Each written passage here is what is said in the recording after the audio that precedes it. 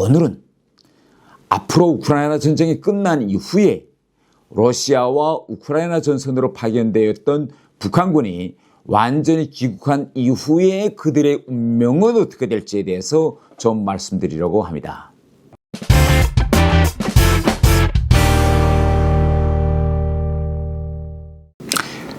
여러분, 쿠르스크 전선에서 돌아온 북한군 장병들, 이들이 앞으로 어떤 운명을 맞이할까요?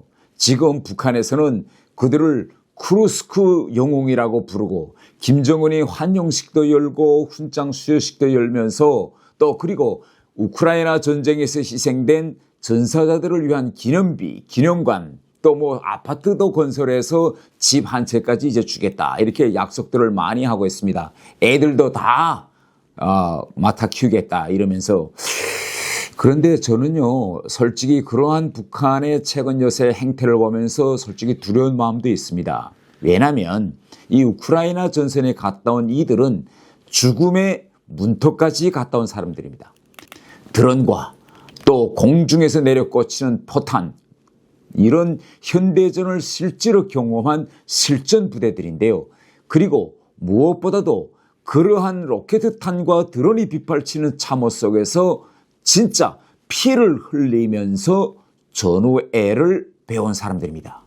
이런 사람들이 한데 모이면요, 그게 독재체제의 입장에서 보면 얼마나 불편한 존재인지 여러분들이 한번 북한 역사를 뒤돌아보면 앞으로 그들의 운명이 어떻게 될까라는 데 대해서 점차 그림이 그려질 건데요. 과거의 북한군, 조선인민군의 역사를 보면 처음에 북한군을 만들 때는 김일성이 데리고 온 만주팔지사산파, 그리고 중국공산당에 있던 연안파, 또 소련에서 2차 대전에 소련군에 배속돼서 참가했던 사람들, 또 6.25 전쟁 때는 남로당에 있던 사람들 등 여러 부류의 사람들이 모여서 북한군을 만들었는데요. 그 이후에 그들이 차례로 가며 다 수청됐습니다. 그리고 가장 최근을 보면 60년대, 70년대, 80년대에 걸쳐서 많은 북한군 장교들이 이전 소련이죠. 이전 소련에서 제일 유명한 사관학교, 군사학교인 푸른제 아카데미에 가서 공부를 했는데, 푸른제 아카데미 출신 북한군 장교들이 모조리 다 숙청됐습니다. 그래서 지난 과거의 북한군의 숙청 역사와 이번 우크라이나 전쟁에 참전했던 북한군과 연결시켜서 제가 지금 미래를 한번 그려보려고 하는데요. 우선 끝까지 보시면 김정은이 이들을 정말 죽을 때까지 계속 영웅으로 대우할지, 아니면 언젠가는 소련 푸른제 군사아카데미 출신들처럼 숙청할지, 이 감이 딱 오실 겁니다. 이 북한 체제는 그 특성상 영웅들을 끝까지 영웅으로 대우하지 않는다는 데 있는 것입니다. 그러면 이들의 진짜 내면은 어떨까요? 드론이 머리에서 빙빙 돌고 포탄이 몇 초 간격으로 떨어지는 속에서 지휘관의 명령에 의해서 목숨을 걸고 돌격하고, 또 이런 과정에 러시아군의 부정확한 정보 때문에 잘못된 방향으로 돌입하다가 한꺼번에 많은 전우들이 눈앞에서 정말 죽는 것을 본 이런 사람들입니다. 제가 얼마 전에 분석해드린 북한군 내부 전투 보건소에서도 보니 무인기, 포병, 그리고 정보 부족, 잘못된 공격 서열, 부상자 구출 실패로 수많은 피해를 입었다라는 자기 고백이 나고요. 그리고 그들도 알고 있습니다. 북한군이 러시아에서 멋지게 싸워서 이긴 전투라기보다는 인간 소모전이었다는 걸, 소모품처럼 자폭하면서 싸운 전쟁이라는 겁니다. 북한군도 이걸 다 압니다. 그런데 그들이 막상 돌아와 보니 평양에서는 김정은이 웃으면서 우리 영웅들하고 포옹해주고 무대 위에서 민요악단들이 노래를 부르고, 그런데 그러한 노래가 불러지는 그 마당에서 아들들을 잃은 그런 전사자 가족들은 막 눈물을 흘립니다. 여러분들이 바로 보시는 이 장면들이 그런 민요악단이 부르는 노래를 들으면서 흐느끼고 있는 가족들입니다.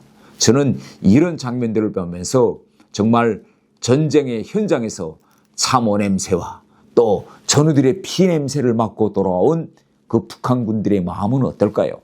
겉으로야 물론 김정은 최고사령관 동지 고맙습니다라고 외치겠지만 속으로는 이런 생각을 충분히 할 수 있습니다.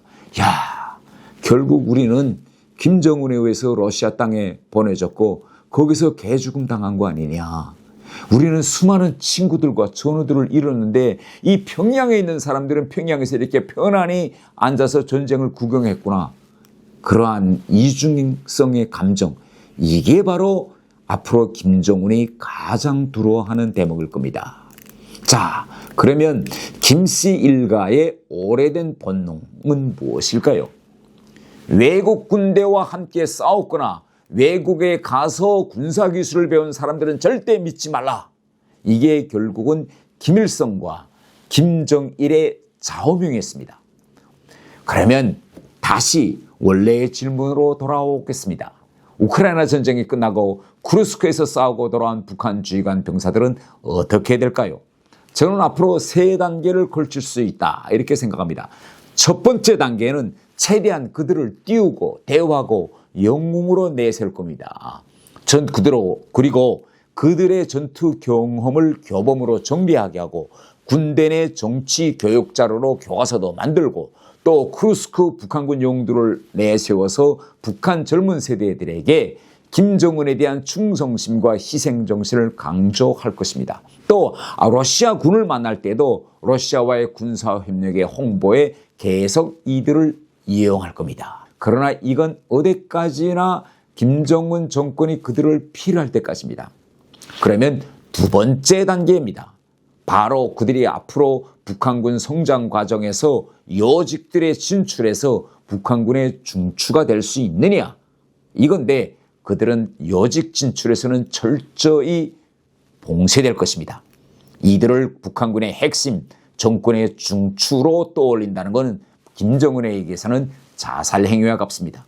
왜냐하면 이 사람들은 실전 현대전을 배우고 러시아 장교들과 실제로 전선에서 같이 부대끼고 그들의 눈으로 자기의 전우들이 눈앞에서 피 흘리며 죽어가는 걸 본 사람들입니다. 북한 군에 있던 사람들보다 훨씬 시야가 넓게 된 이런 사람들인데요. 결국 그들은 소모품이었고 그 소모품들 중에서 다행히 살아서 돌아온 사람들인 거죠. 이런 사람들을 정말 김정은이 믿을 수 있을까요? 그래서 저는 쿠르스크 참전 지휘관 간부들 중 일부는 군단장이나 총참모장, 인민무력상 같은 여직의 한두 명은 상징적으로 올려놓겠지만 이들을 대거 중추 세력으로는 절대 만들지 않을 것이라고 저는 생각합니다. 대부분은 군단 예하 혹은 군사학교, 교관, 후방부대 이런 데다 돌려놓고 실질적으로 권력의 핵심 진입은 막을 것이다. 이렇게 합니다. 세 번째 단계는요. 이게 제일 중요한데 만약 우크라이나에 가서 그렇게 목숨을 걸고 1년 이상 싸운 그들이 북한으로 돌아와서 비밀리에 조직화하는 이런 조짐이 보이면 바로 들이칠 겁니다. 이것이 가장 민감한 부분입니다. 쿠르스크 참전 세대는 같은 전선, 같은 방, 같은 참호에서 죽을 고비를 함께 넘기는 사람들입니다. 이런 사람들 사이에는 출신, 성분이라든가 가문이라든가 학력 다 필요 없습니다. 이런 사람들이 생각은요. 저놈이 내 옆에서 나에게 나가오는 폭탄을 막아주었다. 저 친구가 아니었으면 난 죽었다. 이런 피를 함께 나눈 전우애를 가지고 있는데요. 이런 전우애는 북한의 소위 말하는 혁명동지의 타이틀보다 더 강합니다. 북한 체제가 제일 두려워하는 것이 바로 이런 전우애, 즉 피 묻은 동료 의식이 거기에 플러스 외국에서 함께 싸운 외국 전선 전쟁 경험, 실전 지휘 능력 이 세 가지가 합쳐진다면 북한 체제에는 도움이 아니라 최악의 시나리오가 될 것입니다. 자, 쿠르스크 세대의 군사 쿠데타 가능성.